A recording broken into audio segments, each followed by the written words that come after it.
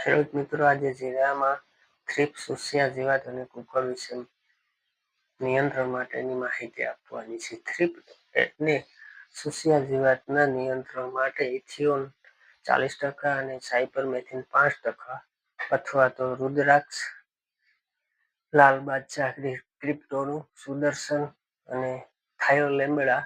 Cooker માટે warrior, superglow, superfast, karate, duster.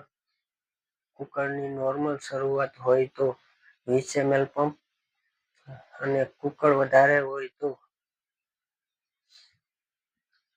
25 ml પર પંપે છંટકાવ કરવો. કુકરના કારણો: પિયત આપ્યા પછી 2 દિવસની અંદર કુકરનું પ્રમાણ જોવા મળે છે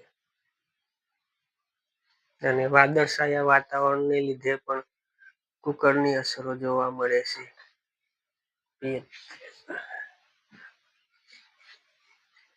વધારે પડતી થ્રિપ્સ, ઉસિયા જીવાતને કારણે પાંદડા સંકોચાય છે અને કોઈ પણ કંપનીની